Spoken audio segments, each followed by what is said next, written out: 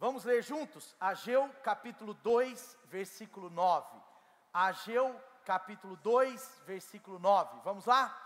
A glória deste novo templo. Não é possível que você está lendo comigo. Eu não estou ouvindo. Será que você está lendo mesmo? Você está aí? Você está falando a glória. Amém? Nós estamos falando sobre a glória. Glória, quem quer glória? Então vamos lá. A glória desse novo templo será maior que a do antigo, diz o Senhor dos Exércitos, e nesse lugar estabelecerei a minha paz. Aleluia. Declara o Senhor dos Exércitos, isso mesmo. Muito bem, eu parei antes. Parabéns, louvado seja Deus. A glória da segunda casa é maior que a da primeira. Amém? Está comigo aí?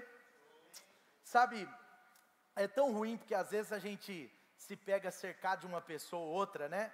Não é maioria? Ficou ótimo aqui, obrigado. A gente se pega cercado de uma pessoa ou outra, não é maioria, mas aquelas pessoas que na teologia moderna a gente chama de teologia do escapismo, né? Pessoas que são escapistas. O que é uma pessoa escapista?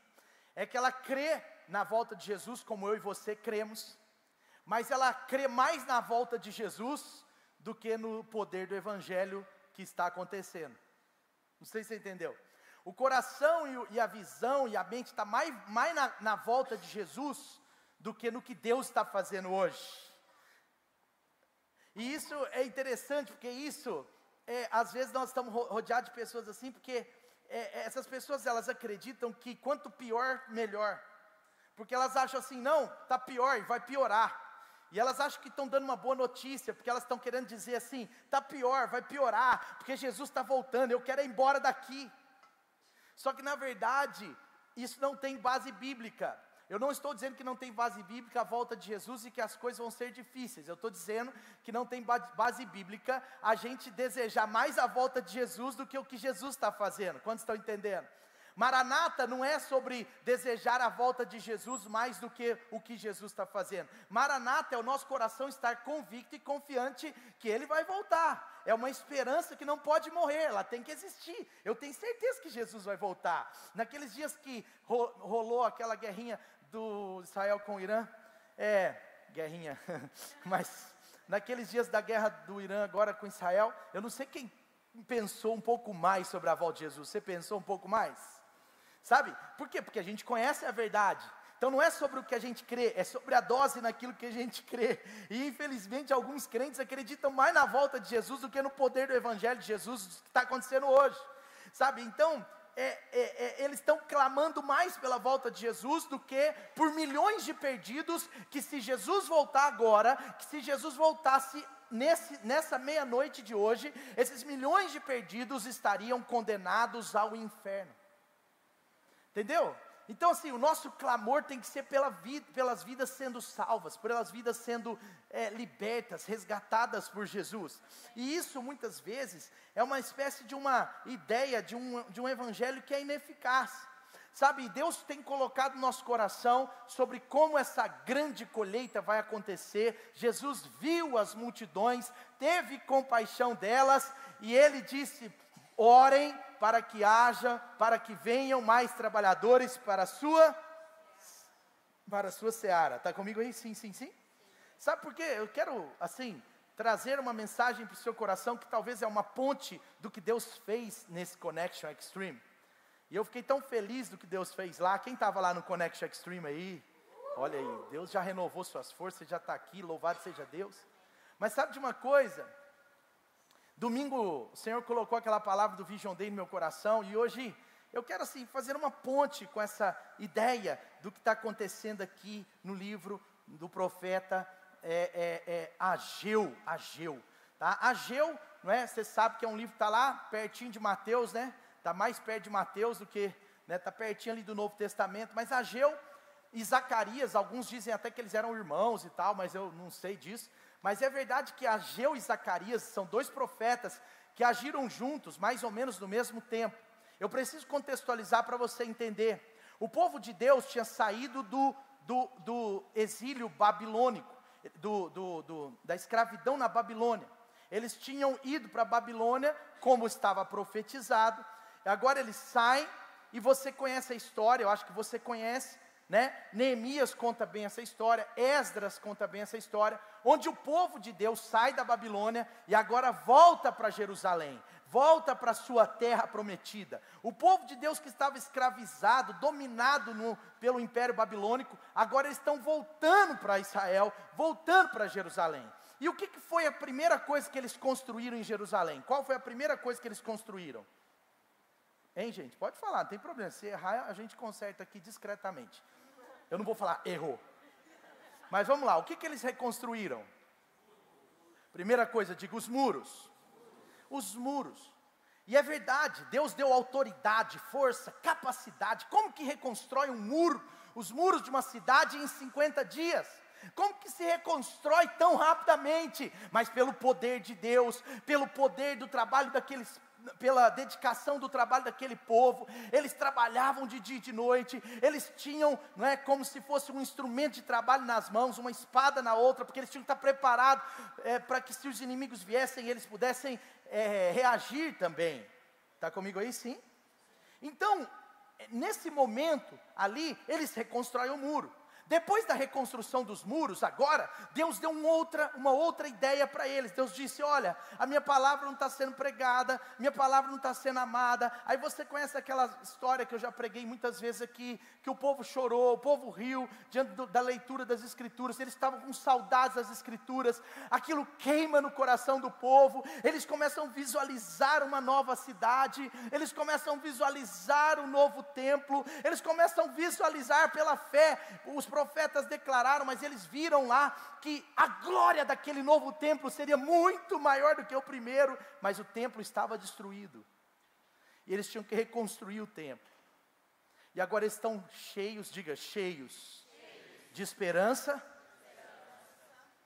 cheios de prosperidade, cheios de força. Eles estão assim como pessoas prontas para avançar. E de fato, eles começam a avançar.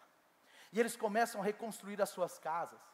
E agora, ele constrói uma casa melhor do que ele tinha antes. E agora ele está fazendo mais uma suíte. Agora ele faz uma banheira de hidromassagem. Eles estão construindo as suas casas. E é óbvio que Deus queria que eles tivessem casas muito boas. É óbvio que esse não era o problema em si. Mas voltando, eu tenho que contextualizar para você entender. Ageu, na sua mensagem, era para reconstruir o templo. O propósito de Deus era o novo templo. E o novo templo não era sobre um lugar, era sobre um propósito que seria cumprido. Sabe, quando nós falamos de uma grande colheita, nós não estamos falando de números, nós estamos falando de um propósito de Deus na nossa vida, de algo muito maior do que você pode imaginar. Se os números fossem menosprezados por essa razão, no coração de pessoas no passado, talvez nós não estaríamos aqui. Sabe, o que eu quero trazer para o seu coração é que Deus não queria necessariamente um auditório, não era um lugar em si, mas Deus estava ministrando sobre eles que o templo precisava ser construído, o novo templo, estava prometendo que ia ter uma glória nova, que ia ter um poder novo, uma colheita nova, porque não era sobre um lugar, mas era sobre a presença de Deus naquele povo, era sobre a continuidade do que Deus estava construindo, mais do que reconstrução de muros, de casas e de um auditório. Deus queria vamos dizer assim, a elevação do seu nome. Deus queria a promoção da sua palavra.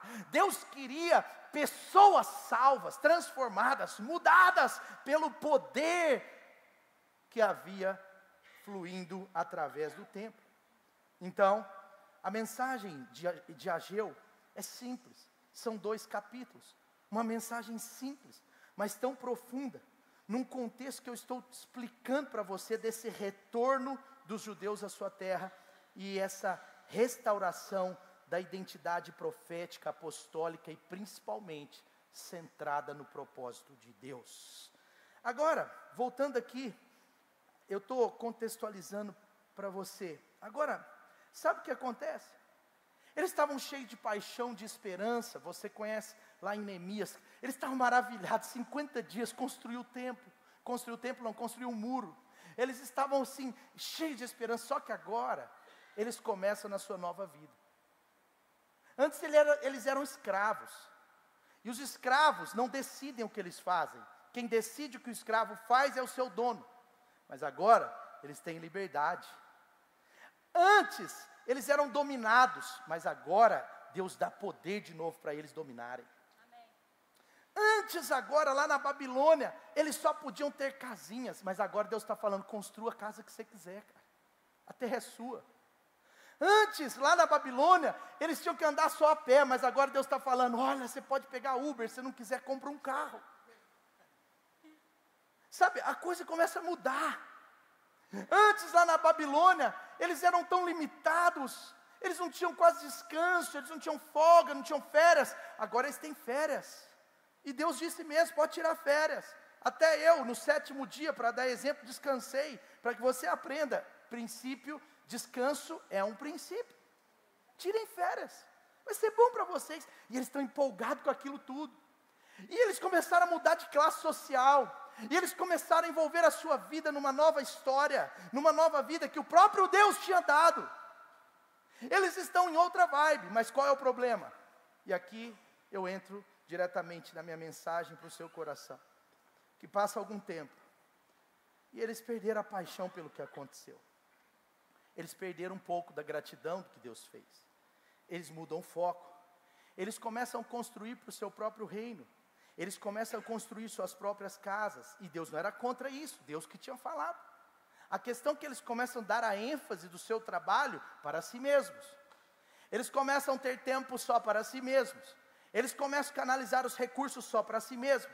Em outras palavras, eles estão mudando a prioridade no seu coração. Aqui entra a missão do profeta Ageu. E Ageu vem e fala com o povo. Nós lemos Ageu 2:9, mas Ageu vem e fala com o povo.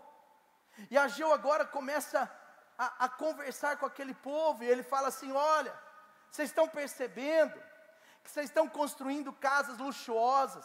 Vocês estão comprando carros. Vocês estão se envolvendo com tantas coisas. Vocês têm tempo para jogar futebol, tempo para malhar, vocês têm tempo para Netflix, vocês têm tempo para tantas coisas, e é verdade, não tinha problema ter, mas sabe qual é o problema? Que a casa de vocês está terminada, o muro está terminado, mas o meu templo não foi acabado, o propósito não foi cumprido. Olha, vocês já estão salvos, eu tirei vocês de lá. Vocês eram escravos, dominados, a vida de vocês estava nojenta, eu mudei tudo. Mas sabe qual é o problema? Vocês estão esquecendo que eu mudei a vida de vocês para um propósito de outras vidas serem mudadas. Quantos estão entendendo? Deus está usando o profeta Ageu na vida deles, e ele está falando isso, e agora vocês vão perceber que eu quero falar com vocês da parte de Deus, que vocês trocaram a dose das responsabilidades. Eu nunca quis que vocês fossem irresponsáveis com as coisas dessa terra. Eu nunca quis que vocês fossem maus profissionais. Eu nunca quis que vocês tivessem uma casa toda esculhambada, não. Eu nunca quis que vocês ficassem só andando a pé e de ônibus, não. Eu nunca quis que vocês passassem tantas necessidades como aconteceu na Babilônia, não. Inclusive eu permiti vocês lá na Babilônia por causa da desobediência daquela geração anterior. Mas não era a minha vontade. Eu quero ver vocês bem. Eu quero que vocês sejam promovidos. Eu quero abençoar a vida de vocês. Eu quero que essas coisas sejam de fato supridas na vida de vocês. Mas sabe qual é o problema, povo meu? É que vocês tornaram-se tão responsáveis com essas coisas da vida, que vocês não estão tão responsáveis mais com o meu propósito. Ageu 1. Ageu 1.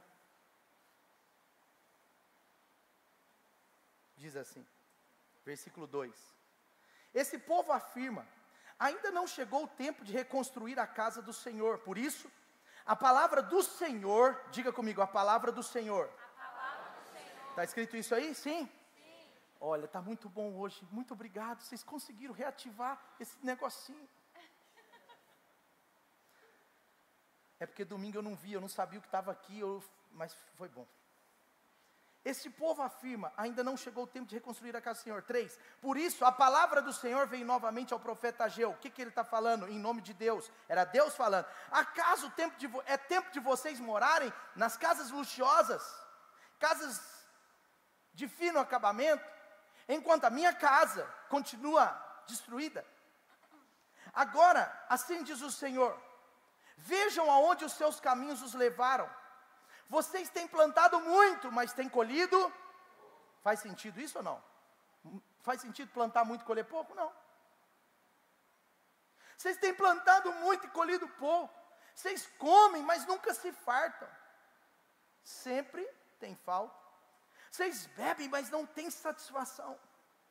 Vocês até se vestem muito bem, mas não conseguem ficar aquecidos. Vocês querem comprar mais roupa, mais roupa, mais roupa. Aquele que recebe o salário, está recebendo, é verdade, o salário aumentou, está muito bom, mas está em bolsa furada. Vejam aonde os seus caminhos os levaram. Suba um monte para trazer madeira, gente. Construa o templo, para que eu me alegre e para que eu seja glorificado. Vocês esperavam muito, mas para a surpresa de vocês, acabou sendo pouco o que vocês trouxeram para casa. Eu dissipei com sopro. Por que eu fiz isso? Pergunta o Senhor. Por causa do meu templo que ainda está destruído, enquanto cada um de vocês se ocupa com a sua própria casa. Por isso, por causa de vocês, o céu, por causa de vocês, da atitude de vocês, o céu reteu. O céu reteve o orvalho e a terra deixou de dar o seu potencial. É muito forte. Valores incorretos. Não é sobre a nossa responsabilidade com as coisas da terra. É sobre as nossas prioridades. Quantos estão entendendo? Deus não está falando das responsabilidades, está falando das prioridades. Porque eles fizeram tanto aqui que se esqueceram daqui. E a colheita estava comprometida. Olha, clame ao Pai para que haja mais trabalhadores para a minha seara, para a seara dele, que haja mais trabalhadores. Gente, preste atenção, a colheita, ela é determinada por oração e trabalho. Presença de Deus e trabalho para Deus. Nós temos que orar como se tudo dependesse de Deus e trabalhar como se tudo dependesse de nós. É mais ou menos isso. Versículo 11, continuando. Quem estava falando isso, gente? Ageu, mas era a voz de Deus. Deus está falando. Provoquei. Parece que Deus é mau. Provoquei uma seca nos seus campos, nos seus montes, atingi o trigo, o vinho, o azeite. Sabe o que valia mais dinheiro naquela época, no contexto das plantações? Trigo, vinho e azeite. Toda vez que a Bíblia fala trigo, vinho e azeite, tem um simbolismo de completude espiritual. O pão, o vinho e o azeite. A comunhão, a alegria e a prosperidade. Deus está pegando isso. Deus está atingindo isso. Deus está atingindo as relações, Deus está atingindo a alegria, por isso que eles nunca conseguiam ter alegria plena. Prosperavam mais, se sentiam mais pobres. Tinham mais roupas, se sentiam desprovidos de roupas. Estão entendendo? Deus vai lá e toca. Deus está tocando a prosperidade, a alegria, a comunhão. E tudo mais que a terra produz, e também os homens e o gado. O trabalho das mãos de vocês foi prejudicado. Mas graças a Deus pelo versículo 12. Zorobabel, sumo sacerdote de Josué, e todo o restante do povo obedeceram à voz do Senhor. Olha que incrível. Por causa das palavras do profeta Ageu, a quem o Senhor, o seu Deus, tinha enviado. E o povo que? Temeu ao Senhor. Coloque as mãos no seu coração e fala: Senhor, Dá-me obediência à sua voz e temor ao Senhor. É tudo que eles apresentaram, tudo que precisavam. Então Ageu, o mensageiro do Senhor, trouxe esta mensagem do Senhor para o povo: eu estou com vocês. Olha, agora Deus já responde: ó, então estou com vocês. Tem temor aí? Vocês estão entendendo? Estamos. Nós queremos mudar de rota? Queremos fazer ajuste? Queremos mudar a dose aqui, equilibrar? Sim, queremos. Queremos ser responsáveis com as coisas aqui, mas ser responsáveis também com o propósito. Então nós estamos juntos. Deus fala: eu estou com vocês agora. Eu estava prejudicando, eu estava atrapalhando vocês, eu estava fazendo isso tudo para vocês perceberem. Tudo para vocês perceberem. E agora, assim, o Senhor encorajou o governador de Judá, Zorobabel, e todo o restante do povo, de modo que eles começaram a trabalhar no propósito de Deus, no templo do Senhor. Amém, amém, amém? Louvado seja Deus. Está comigo aí? Sabe, é tão interessante que você vê muitas coisas aqui nesse texto, mas assim, uma coisa que me chama muita atenção é como que Deus, assim que o povo cede com a obediência e com o temor, como que Deus responde rápido. Eu estou com vocês, e Ele já encoraja. Sabe, o maior encorajador da nossa vida é o Espírito Santo. Deus, gente, é o maior encorajador da nossa vida. Por mais que pessoas sejam usadas por Deus para nos encorajar, ninguém é tão usado por Deus como Ele mesmo. Ninguém é tão poderoso para nos encorajar como o próprio Deus. Você já foi encorajado pelo Espírito Santo? Algo assim que você fala, não tem jeito, mas o Espírito Santo vem e fala, vai que eu estou com você. Já aconteceu? Sim ou não? Eu estou contigo. Você vê Josué, está lá, meu Deus, como que eu vou substituir Moisés? Sujou, não dá não. Até quando o Senhor vai falar comigo, você fala, você é servo do meu servo que faleceu. Aí Deus, não dá. Aí Deus fala, seja forte e corajoso. Josué capítulo 1, versículo 5 para frente. Seja forte e corajoso, porque eu estou com você, como eu estive com Moisés. Eu estou com você. Você percebe no livro de Isaías, como que Deus vem. Isaías está falando assim, Isaías era uma pessoa assim, sempre tinha uma ressalvinha, né? No chamado dele foi assim, mas depois um dia ele fala assim, Senhor, eu estou com medo. E é tão incrível que quando Isaías fala isso para Deus, Deus fala assim, preste atenção, eu sou aquele que te encoraja. Se eu te encorajo, eu não vou te proteger. Eu te encorajei para fazer isso, então eu vou te proteger nisso. Deus vai falando isso. Então, em outras palavras, lá no texto diz assim, quem que você pensa que você é para ter medo, uma vez que eu te encorajei? É muito forte isso. Quem que você pensa que é para ter medo, uma vez que eu te encorajei? Talvez Deus está falando com você, sabe? Porque às vezes, a gente precisa ter um pouco de discernimento, porque muitas vezes o medo é que nós perdemos a consciência de quem Deus é. O medo pode ser fruto de você ter esquecido que foi Deus que falou para você avançar nisso. Você está com medo de avançar em algo que Deus falou, você esqueceu que foi Deus que falou, porque Ele falou isso para Isaías, ei, você está esquecendo, eu que te encorajei a isso, você tem direito de ter medo? Sabe, é muito forte. Então às vezes, para a gente avançar, a gente não sabe o que estava no coração desse povo, mas às vezes é isso, sabe, olha, para você ter medo, talvez você esqueceu quem fez tudo na sua vida até aqui. Às vezes é assim, gente. Sabe, eu entrei nesse auditório por algumas semanas, eu fiquei só focado nesse auditório, no sentido do meu coração ter agradecido a Deus. Mas quando eu comecei a ver o Deus que nos trouxe até aqui no contexto agora do auditório, eu comecei a saber que Deus vai nos levar a mais longe do que aqui. Você está entendendo? Sim ou não? Então, sabe, eu trouxe ao meu coração o dia que eu mudei no meu primeiro apartamento.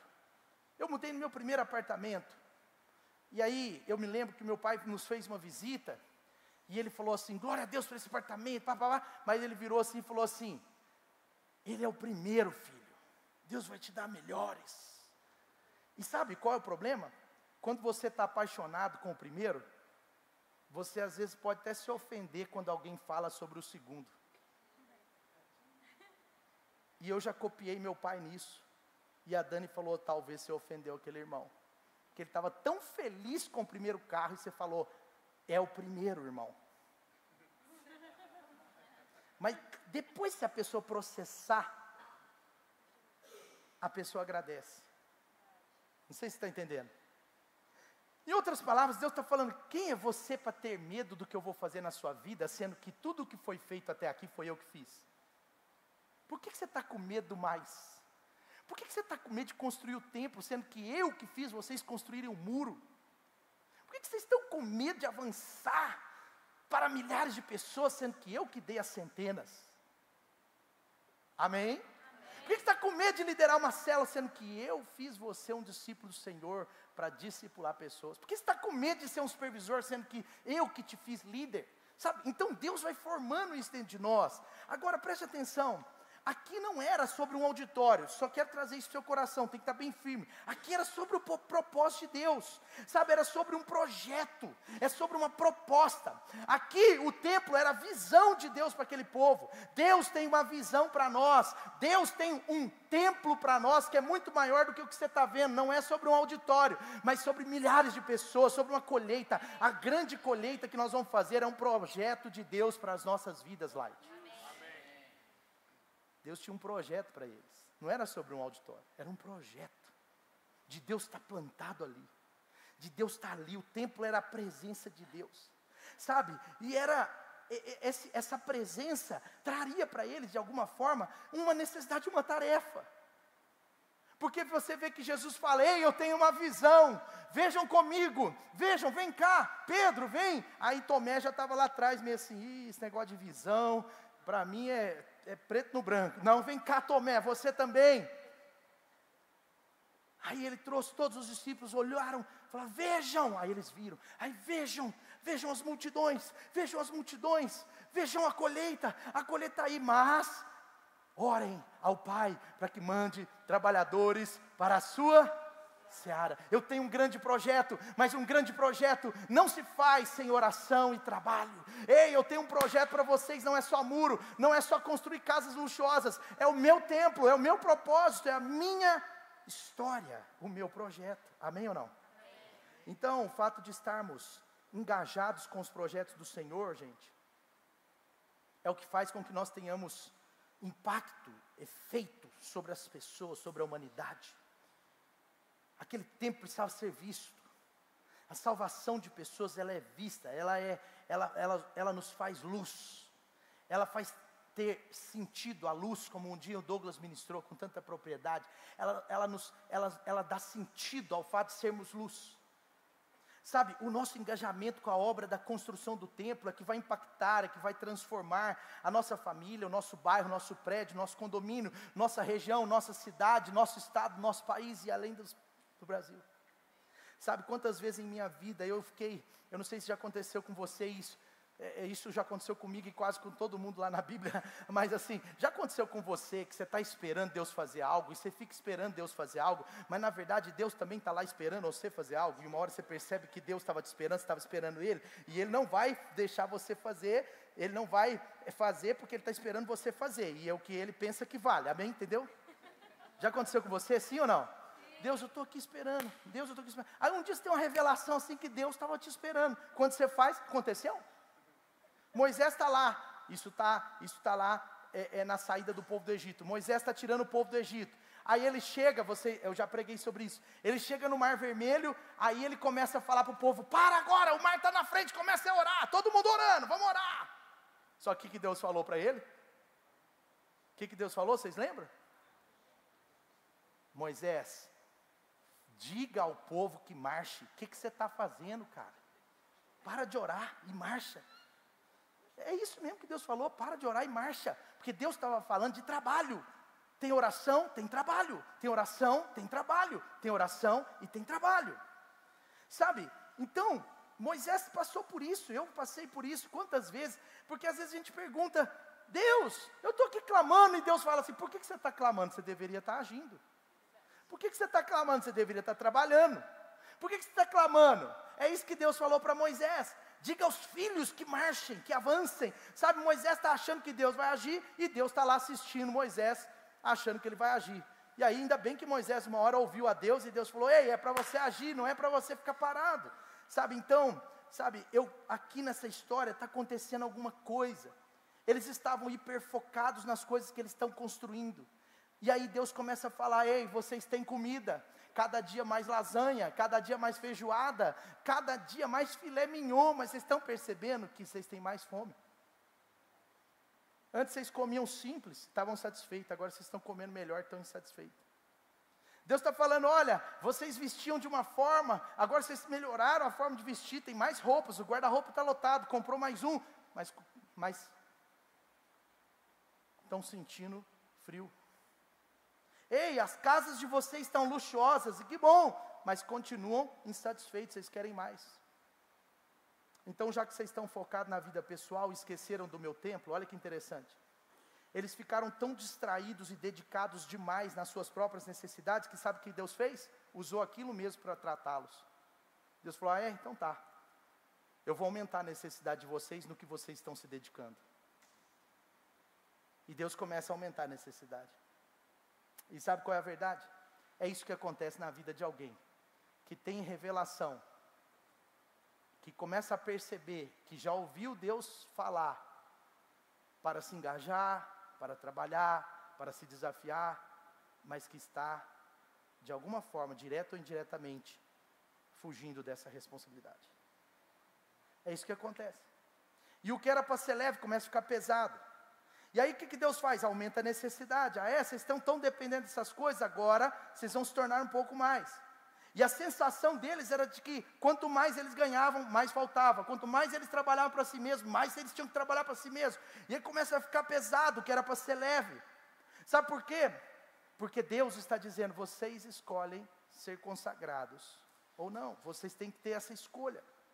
E há momentos na vida, gente, que Deus faz isso com a gente. Deus piora os nossos próprios propósitos por razão dos propósitos dele. Deus começa a fazer a coisa paralisar. Ele começa a dar sinais. Ele começa a falar: olha, está vendo? Você está vendo que a coisa não está desenvolvendo? Quando você cuidava mais das minhas coisas, quando você tinha um nível de consagração que eu gostava, do que eu queria, e eu não estou falando de ficar indo na igreja todo dia, por favor, isso aqui Deus vai falar com você. Eu não quero ficar dando exemplo. Mas eu estou falando das nossas responsabilidades de acordo com o grande propósito de Deus. E aí Deus começa: olha, vai piorar a sua dificuldade. Pastor, mas por que está piorando? Sabe por que está piorando? Porque é o seguinte: quando as nossas dificuldades pioram, nós temos menos opções. Quanto maior a dificuldade, menos soluções, sim ou não? E quanto menos soluções para uma dificuldade, humanamente mesmo falando, mais a gente tende a colocar Deus naquilo. Sabe por que muitas vezes a gente não coloca Deus naquilo? Porque tem um monte de porta aberta sem Deus. Tem um monte de opção sem Deus na nossa cabeça. E aí quando a gente está cheio de opções sem Deus, deixa eu apertar esse cara aqui, que agora ele vai ver que ele não tem como.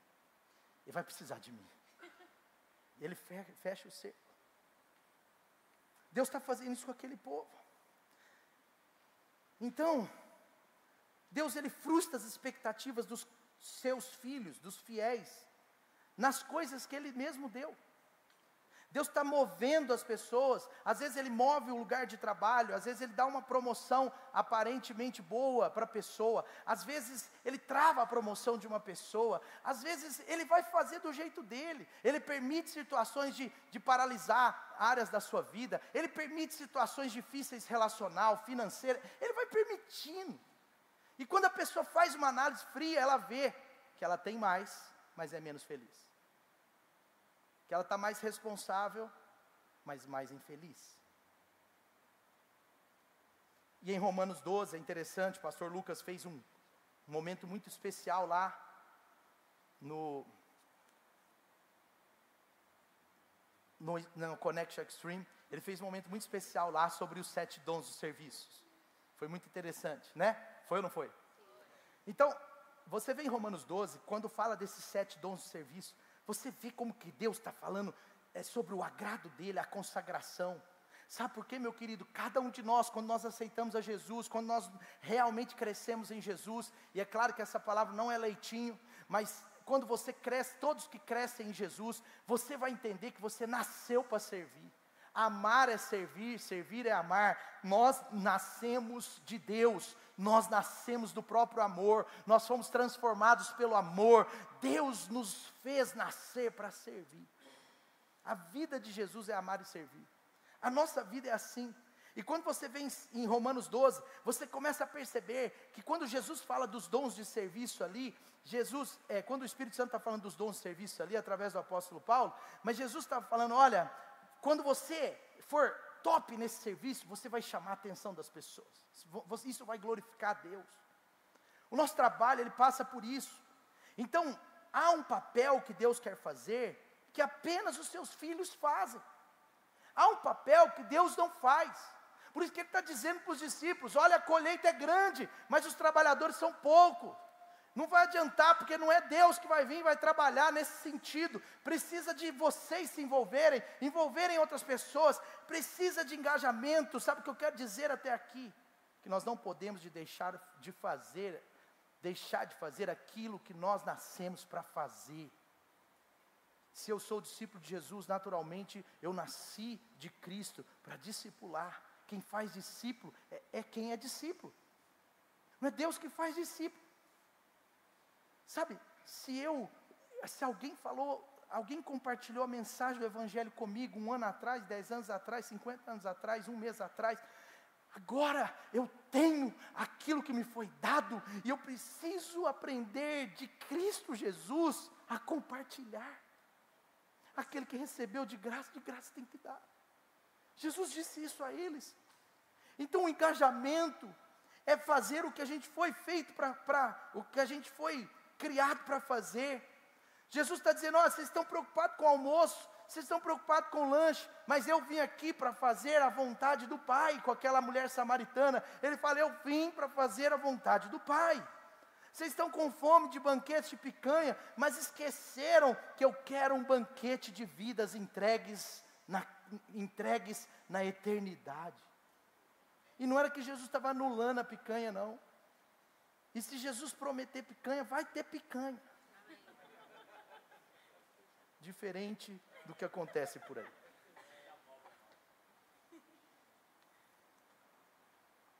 Sabe, eu estou muito feliz pelo que Jesus fez nesses 3 dias lá com os nossos líderes, amém?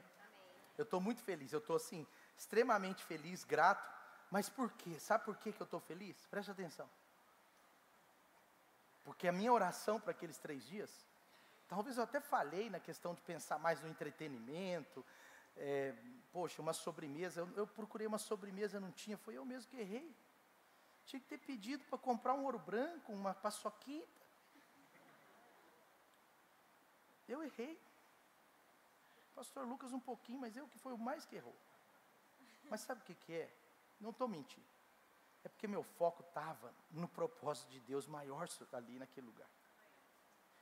E eu vou falar a verdade para vocês. Eu fiquei tão feliz, e isso está mexendo muito comigo nesses 2 dias, ontem e hoje. Por quê? Porque tudo que a gente recebeu de Deus ali é para tornar a mensagem do Evangelho significante lá fora. Não sei se vocês entenderam. Tudo que a gente recebeu ali é para tornar o templo construído. Tudo que a gente recebeu ali é sobre a vida de Deus sendo construída na vida de quem ainda não conhece. Sabe, é sobre, em outras palavras, só para você entender, a Dani fala isso aqui de vez em quando, eu vejo que tem pessoas que não entendem, ela fala muito essa palavra, destinos transformados, domingo ela falou, mas isso, o que nós recebemos ali, é o que vai transformar o destino das pessoas, é o que vai mudar a eternidade na vida das pessoas. Sabe, isso que me empolga, porque eu vi no olho de cada um ali, no coração de cada um ali, uma disposição de se engajar, para que a mensagem seja espalhada. Por isso que domingo eu pude pregar isso, porque eu tive coragem no Espírito, porque tinha 150 pessoas aqui que vestiram a camisa da mensagem do Evangelho, dizendo, conte comigo, Jesus. Amém. Conte comigo.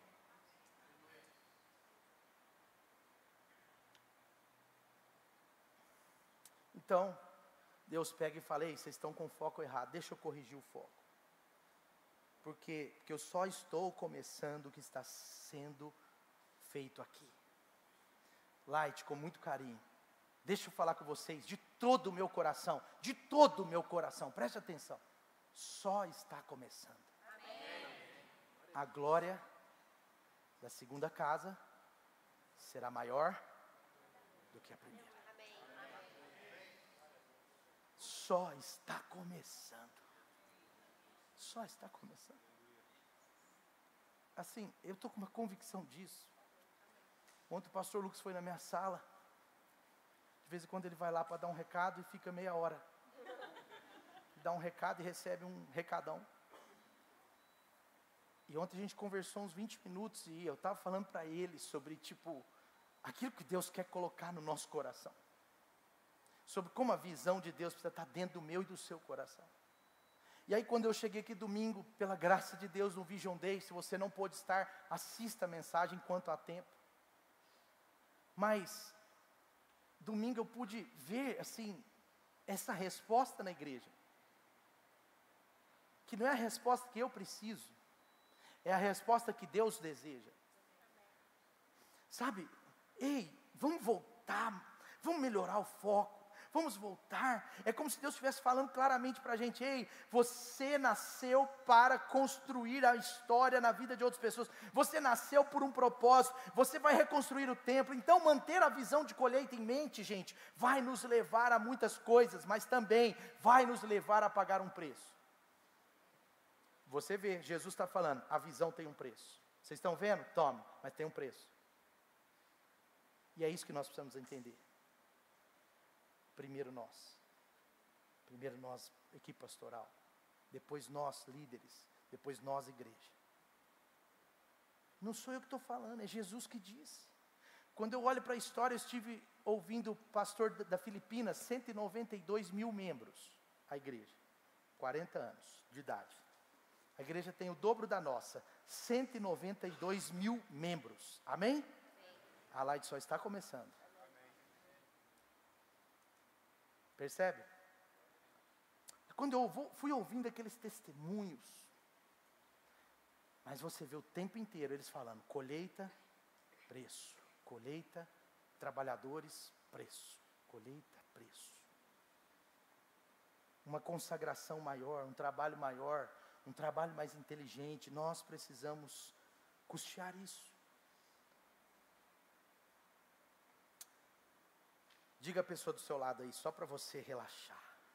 É uma coisa bem light que você vai falar. Olhe bem para ela. Alguém tem que olhar para alguém. Isso. Tem que olhar para alguém. Você fala assim: você não pode atingir o propósito divino sem sacrifício. Foi light? Light de leve. Você achou que era leve, né? Mas você não pegou. Foi light? Foi light ou não foi light? Hã? Sabe o que eu quero dizer para você? Preste atenção. Foi light de light, gente, não é de leve. Foi light. Ué. Sabe por que foi light? O que nos trouxe até aqui teve muito sacrifício. É muito pouco perto do que Deus vai fazer. Mas teve um grande sacrifício dos poucos que estavam até aqui. A nossa liderança tem marcas nas mãos, nos corpos, nas casas, nas famílias. Mas valeu a pena. Porque o propósito de Deus está sendo cumprido. Propósito cumprido. Mas o que Deus quer nos alertar? Cara, o engajamento não pode parar. Vocês querem os milhares, então o engajamento tem que aumentar. Por isso que o último ponto foi: nós precisamos de trabalhadores. E eu fui muito sincero com toda a igreja, porque nós precisamos de trabalhadores. Por quê? Porque a colheita é muito grande. É muito grande. Você consegue ver? Então, não é uma mensagem simples que eu estou trazendo aqui. Deus escolheu esse dia, eu tenho convicção disso. Porque talvez essa seria a mensagem de domingo. Mas sabe o que acontece? Hoje é 1º de julho. Nós estamos virando o semestre. Hoje é 1º de julho. O primeiro culto do semestre aqui. O primeiro culto depois do Vision Day aqui. E aliás, do primeiro Vision Day aqui. Tem algo nisso. Tem sentido? Ou só para mim? É uma data profética. Então eu queria trazer essa mensagem sem anular e nunca sem agradecer o tanto de coisa que tem sido feita até aqui corretamente. Não tem nada a ver com fazer errado, porque essa mensagem é um alerta de Deus para nós, em primeiro lugar para mim, porque o tanto de consagração que nós temos aqui nessa igreja é incrível. Eu estava falando sobre isso antes de dar esse destaque do 1º de julho. Sabe, nós temos tantos líderes consagrados aqui, gente. Tem gente aqui que nos deixa até um pouco constrangido, e tem gente que nós admiramos tanto. Se tem uma coisa que eu como pastor não posso reclamar da nossa igreja, de forma geral, é nível de consagração. Não tem. Você pode perguntar, então pastor, por que você está falando isso? Eu estou falando isso porque Deus nos deu uma casa nova, e todo momento que Deus nos promove, a nossa alma tende a desengajar, porque Deus fez.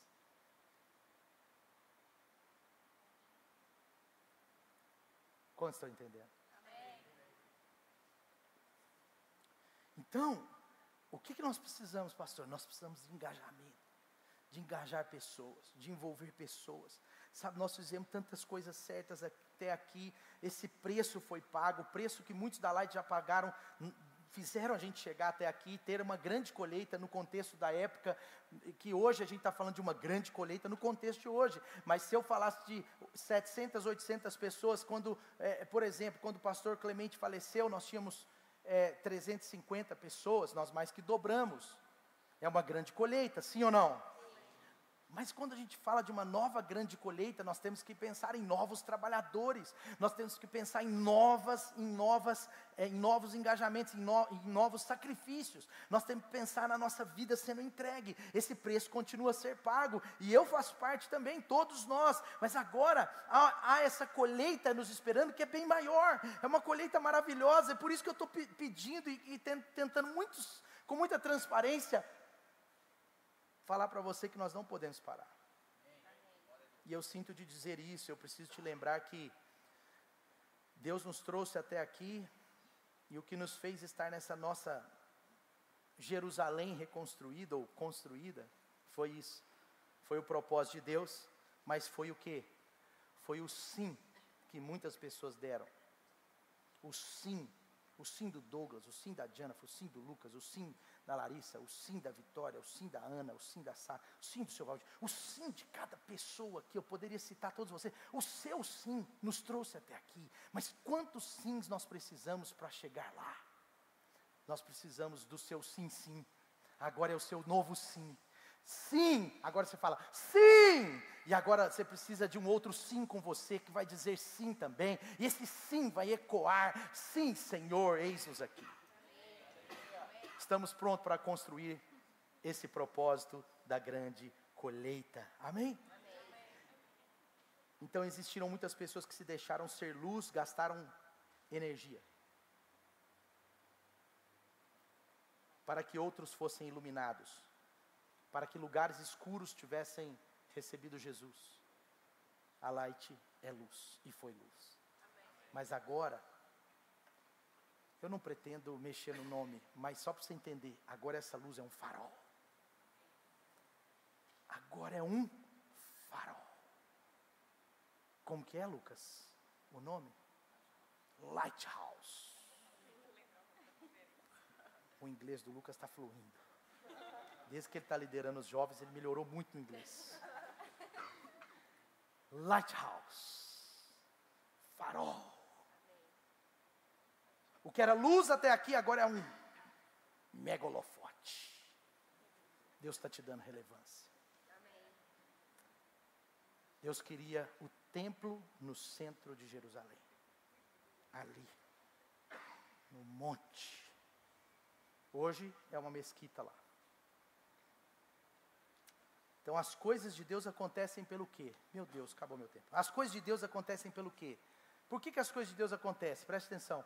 As coisas de Deus acontecem por causa da nossa prioridade nas responsabilidades com Deus.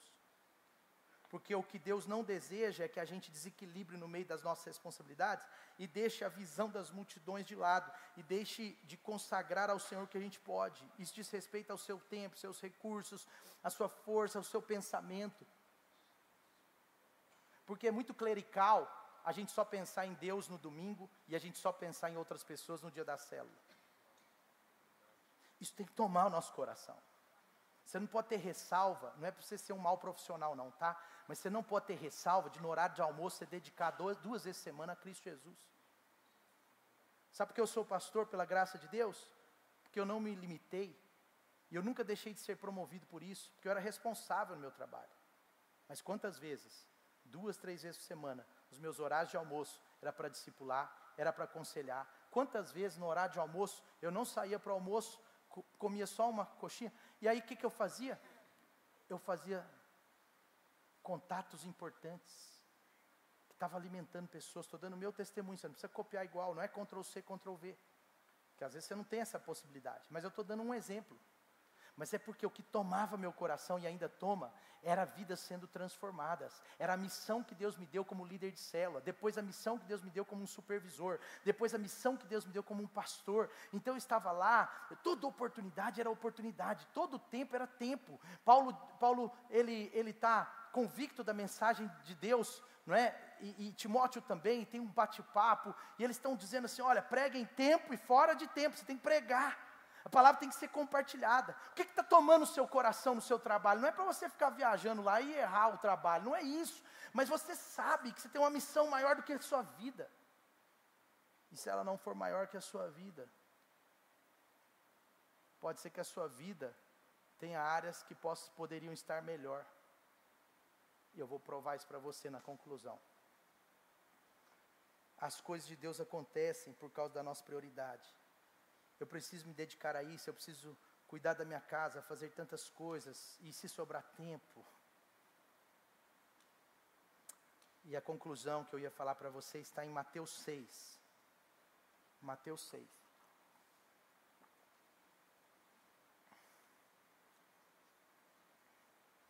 Mateus 6, no versículo 33, esse texto eu gosto tanto, e você também. A gente gosta, a gente aprende, a gente lê, a gente canta. Mas diz assim, busquem, pois, em primeiro lugar, o reino de Deus. E as demais coisas serão acrescentadas a vocês. Preste atenção. Jesus está definindo o mundo da nossa vida em duas coisas. O reino de Deus e as demais coisas. É muito forte esse texto. Porque você tem que tentar pensar esse texto em duas caixas. Porque Jesus que está falando assim. Jesus está falando assim, olha, eu estou definindo o reino de Deus aqui e as demais coisas ali. Tudo é importante, porque eu amo meus filhos, são filhos, eu sou o maior interessado. Se você ler o texto inteiro de Mateus 6, Jesus não é contra a prosperidade, prosperar. Ele fala, olha, eu cuido até dos passarinhos, como não vou cuidar desse cara? Que é meu filho. Eu cuido das flores. Eu faço acontecer na vida delas. Quem que alimenta elas? Quem que dá alimento? Sou eu que faço. Jesus está falando, Mateus 6, depois você pode ler. Mas no 33 ele está concluindo, ele está resumindo, ele está dizendo, olha, busque em primeiro lugar o reino de Deus. Então busque primeiro, ele não diz único, mas entenda, ele está falando sobre prioridade, está falando sobre onde você e eu podemos engajar a nossa vida. Ele está dizendo, olha, busque em primeiro lugar o reino de Deus. Amém ou não? Amém. E as demais coisas vos serão acrescentadas. Então não se preocupe tanto com amanhã, porque eu estou com você. Basta cada dia o seu próprio mal. Você vai ficar aí viajando, eu vou cuidar, você tem que ter confiança. Agora olha só, o que Jesus está falando em outras palavras? A sua entrega na prioridade correta aos meus propósitos é que garante a visão dos propósitos que você mesmo tem. É o que garante aquilo que o que você acha que é o importante, vai ser importante para mim. Então, me engajar e me envolver nas prioridades de Deus, atrai as demais coisas. Isso é muito contra o humanismo. Isso é muito contra a sua razão. Isso é muito contra o que você ouviu na aula de filosofia. Isso é muito contra a matemática humana. Isso é muito contra tudo que você já ouviu dessa terra, porque isso vem do céu. Jesus é Deus. E quem está dizendo isso é Jesus. Quem está dizendo isso é Deus e está na palavra de Deus para mim e para você. Isso é muito louco, gente. Isso aqui mexe comigo todo dia. Mas isso aqui mexeu demais comigo no passado. Porque eu já tive essa luta. Eu já tive essa luta dentro de mim. Eu já tive essa luta, porque não é sobre você, só para você entender, não é sobre você largar a sua vida e fazer dela uma vida esculhambada. Nunca. É sobre a prioridade do seu coração.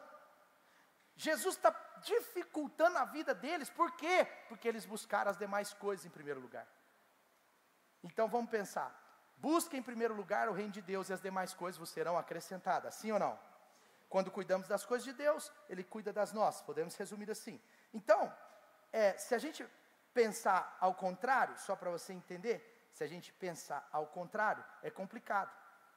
Quando a gente não busca em primeiro lugar o reino de Deus, quando a gente busca, Deus acrescenta. Mas quando eu busco essas coisas em primeiro lugar, a gente perde a consciência dessas coisas. E na minha experiência como pastor, alguns líderes, algumas pessoas envolvidas, que uma hora quer parar com tudo, achando que a culpa é o reino de Deus, elas param com tudo daqui, e elas focam nisso aqui. E quando você faz a leitura, depois de 3, 4 anos da vida dela, ela perdeu a consciência disso daqui. Ela perdeu o amor, a paixão. Ela se autoferiu. Ela se autoculpou. E o retorno dessas pessoas para a obra não é fácil. Porque agora as feridas não são positivas. Porque tem feridas aqui e tem feridas aqui. Porque trabalho dá trabalho, qualquer trabalho dá trabalho. Você tem que decidir para quem você vai trabalhar. Lembra de domingo? Sim ou não?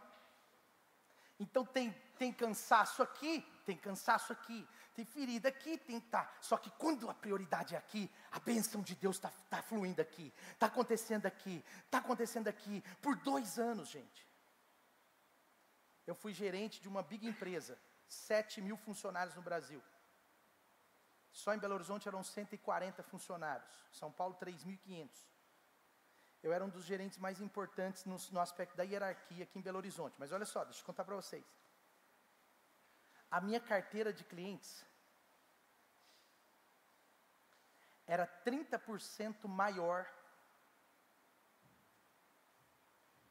Eu juro isso. Era 30% maior do segundo gerente. E ele trabalhava 30% a 40% a mais que eu para entregar igual. Quantos estão entendendo? Eu trabalhava 9 horas por dia, 10 horas por dia. Por quê? Porque eu era pastor, gente. Meu pai morreu, eu fiquei na empresa 2 anos, com a igreja, dando aula numa faculdade e gerenciando a empresa. Gerenciando uma carteira da empresa. Só que sabe o que acontecia? Quanto mais eu focava aqui, mais Deus me abençoava aqui. Sem ser irresponsável. Quanto mais eu falava, meu Deus, não sei explicar o que está acontecendo. Não sei até hoje explicar. Eu não sei explicar até hoje, porque as coisas de Deus assim não se explicam. Não se explica. Sabe qual é o problema? Quando Deus entra na nossa história, não se explica. Porque eles também não conseguiam explicar. Agora guarda isso.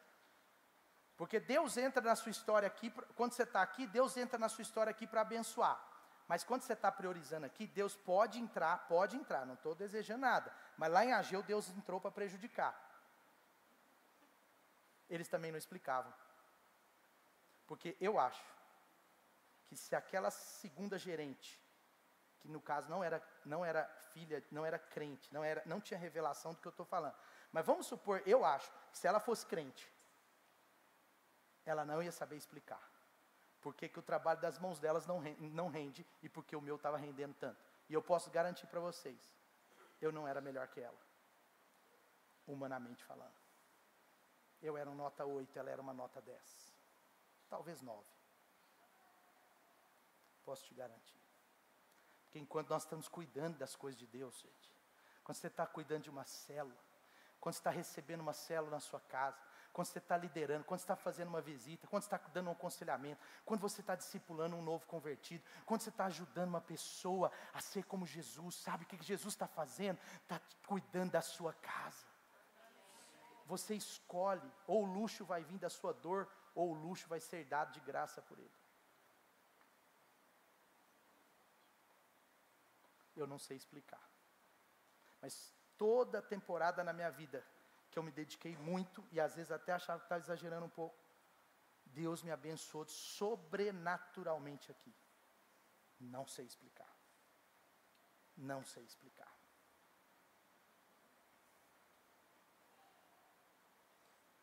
Quando eu busco em primeiro lugar o reino de Deus, Deus acrescenta essas coisas. Diga comigo assim, prioridade certa. Sacrifício certo. Ele administra essas coisas para você, meu irmão. Ele trabalha. E sabe o que eu quero dizer para você? Uma coisa que eu aprendi. Só que isso você tem que reformar todo dia, porque é uma tendência a gente esquecer. Eu mesmo. Mas eu tenho que falar isso para você. Presta atenção. Ele trabalha bem melhor que você. Bem melhor, cara. Sabe o que ele tem poder para fazer? O que ele fez lá em Ageu. A Bíblia diz que ele mandou parar de chover naquela terra. Ele diminuiu a chuva. Ninguém consegue fazer isso, gente. A Bíblia diz que ele chegou lá e falou assim, ei! Deus chegou lá e falou assim, ei, São Pedro, segura a chuva. Avacalhei a mensagem, que estava boa. Mas você entendeu a ideia. É só para brincadeira aqui, é lógico que não. É ele mesmo. Mas ele foi lá e falou assim, ei, fecha o relógio do chuveiro celestial. Fecha a torneira. Fecha o registro. Obrigado, Diana. Você está inspirado esses dias, hein? Fecha o registro. Amém ou não? Está escutando? Faz sentido ou não? Você leu aí? É muito forte essa palavra. Eu não tive coragem de pregar domingo, estou pregando hoje. Estou brincando, não é isso não. É porque Deus deu graça e direção para aquela outra palavra. Mas presta atenção. Ele abre o chuveiro. Ele fecha o chuveiro. Ei, meu filho está aqui nessa caixa. E não é que você tem que fazer para isso acontecer não, viu gente? Porque aí gente que tem síndrome da malandragem já fala assim, beleza, então não vou fazer nada lá, vou fazer só aqui, Deus que cuide da minha mulher. Sua família você tem que cuidar. Porque não tem nada a ver. Deus não está falando para a gente ser irresponsável aqui. Deus está falando sobre a dose. Aquele povo se tornou irresponsável aqui e ultra responsável aqui. Deixa que eu faço aqui, eu faço crescer, e aqui é obra de Deus, é de Deus, Deus que se vire.